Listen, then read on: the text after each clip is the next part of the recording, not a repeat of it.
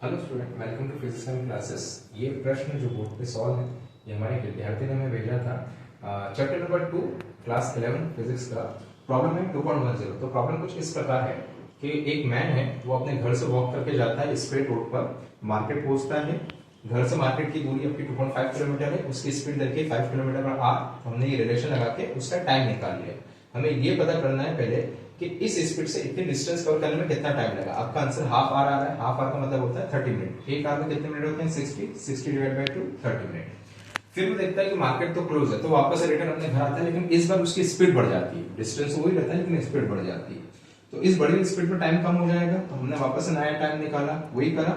Speed is equal to distance upon time. तो time आपका हो जाएगा डिस्टेंस अपॉन में स्पीड, डिस्टेंस अपॉन में स्पीड। सिंपलीफाई करा, सॉल्व करा, आपका आंसर 1/3 आर आ गया। आर का मतलब कितना होता है? 60। तो 60 डिवाइड बाय 3 का मतलब हो जाएगा 20 मिनट। तो वापस आने में मात्र 20 मिनट लगे। अब प्रश्न को जैसे पूछे, फर्स्ट प्रश्न पूछा है कि इस पूरी जर्नी के अंदर एवरेज वेलोसिटी कितनी है। एवरेज वेलोसिटी आपकी 0 है। कैसे 0 है?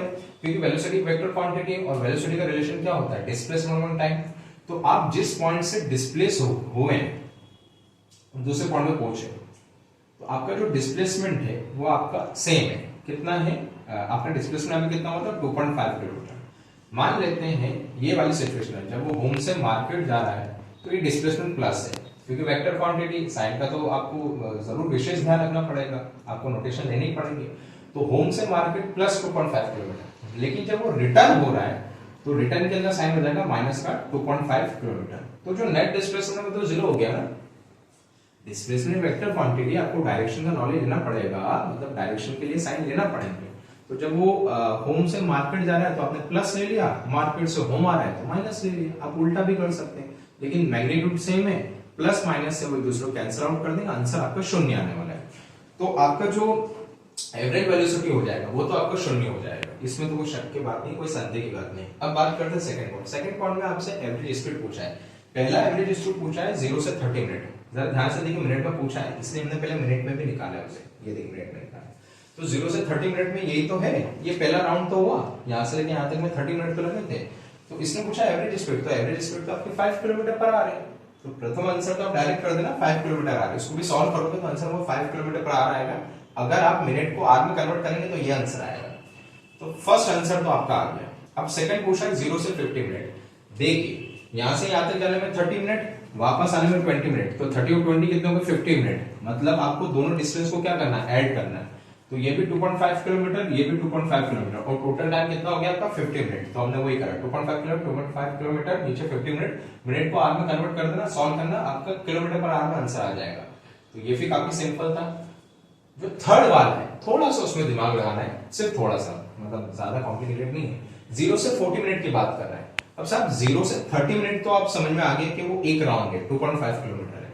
लेकिन जब वो वापस आ रहा है तो उसको 20 मिनट लग रहे हैं। लेकिन हमें ये तो 30 लेना है, क्योंकि 30 तो जाने में लगेगा, लेकिन वापस सिर्फ 10 ही आना है। तो 30 और 10 कितने हो जाएंगे? 40 हो जाएंगे।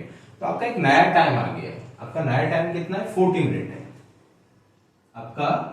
सॉरी आपका नया टाइम 10 है। हाँ, टोटल ओवरऑल आपका जो टाइम है वो 40 मिनट है। 30 का तो आपको नॉलेज है।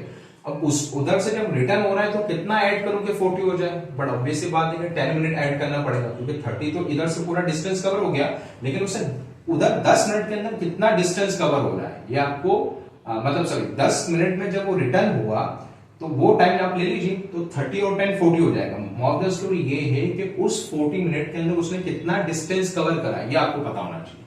30 का तो आपको नॉलेज है, शायद आप कंफ्यूज ना हो तो एक बार मैं वापस रिपीट करता हूँ। 30 मिनट का जो डिस्टेंस है वो 2.5 किलोमीटर है। उधर से जो 20 मिनट का डिस्टेंस है वो भी 2.5 किलोमीटर है, क्योंकि इसकी स्पीड बढ़ गई थी। लेकिन आपको अब 20 मिनट पे नहीं लेना है डिस्टेंस, आपको मात्र वहां से 10 जोड़ने हैं। अब वो 10 मिनट के अंदर कितना आगे बढ़ा ये आपको पता होना चाहिए। मात्र 10 मिनट के अंदर वो कितना आगे बढ़ा ये पता होना चाहिए। आई रिपीट माय सेंटेंस, मात्र 10 मिनट के अंदर कितना आगे बढ़ा ये आपको पता होना चाहिए। तो हमने वही यहाँ पे काम करा जो आपको समझ में आ गया। स्पीड इज इक्वल टू क्या होता है? Distance among time.